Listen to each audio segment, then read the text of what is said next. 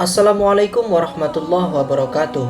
Sobat Islami, tahukah Anda peristiwa agung perjalanan Nabi Muhammad yang sangat dahsyat dan di luar nalar manusia? Ya, Isra Mi'raj.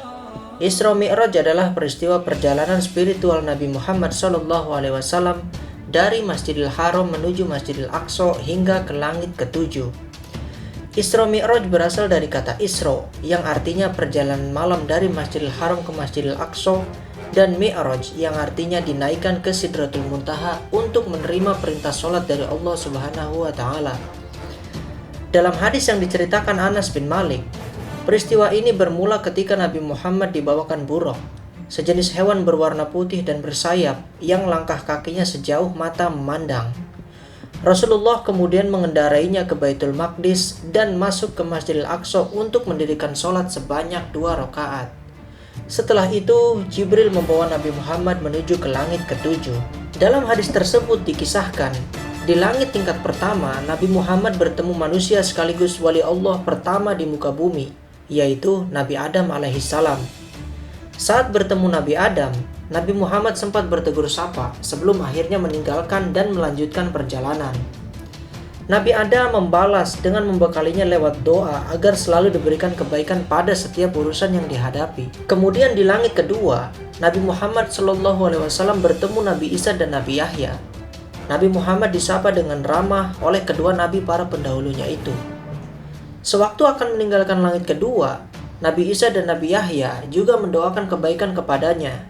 Kemudian Nabi Muhammad bersama malaikat Jibril terbang lagi menuju langit ketiga. Lalu di langit ketiga, Nabi Muhammad bertemu dengan Nabi Yusuf, manusia tertampan yang pernah diciptakan Allah SWT di muka bumi. Kemudian di akhir pertemuannya, Nabi Yusuf memberikan doa kebaikan kepada Nabi terakhir itu. Setelah berpisah dengan Nabi Yusuf di langit ketiga, Nabi Muhammad melanjutkan perjalanan dan sampai di langit keempat. Pada tingkatan ini, beliau bertemu Nabi Idris.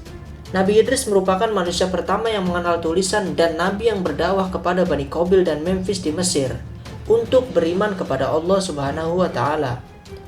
Seperti pertemuan dengan nabi-nabi sebelumnya, Nabi Idris memberikan doa kepada Nabi Muhammad supaya diberi kebaikan pada setiap urusan yang dilakukannya.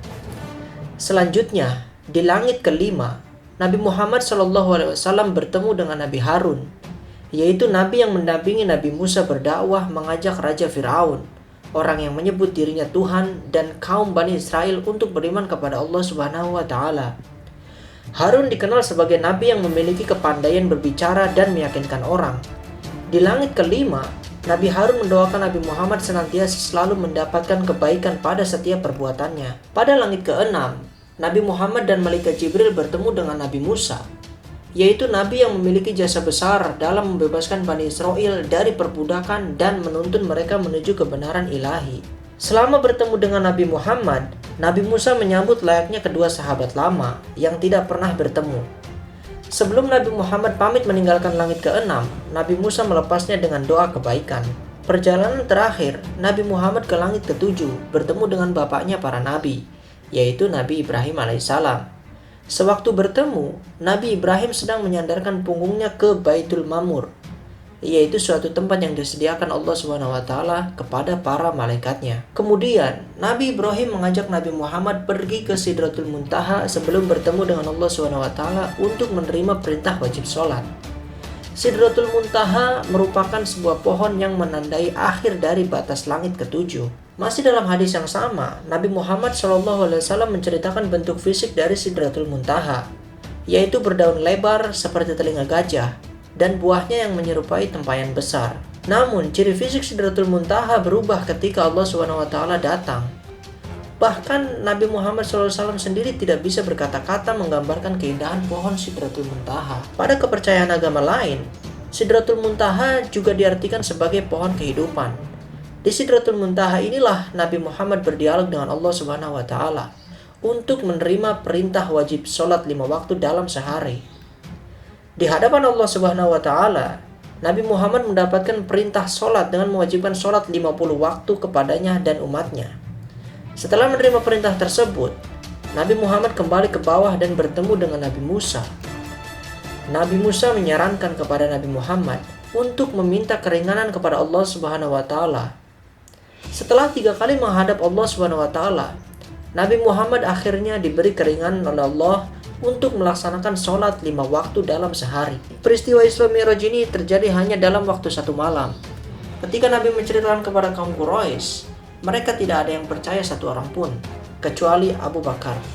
Maka dari itu, dia mendapatkan julukan As-Siddiq.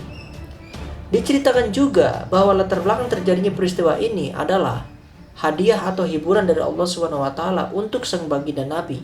Setelah 2 orang yang dicintainya meninggal, yaitu pamannya Abu Thalib dan Siti Khadijah sebagai istrinya. Oke, cukup sekian dari kami. Jangan lupa subscribe, share, dan komen. Wassalamualaikum warahmatullahi wabarakatuh.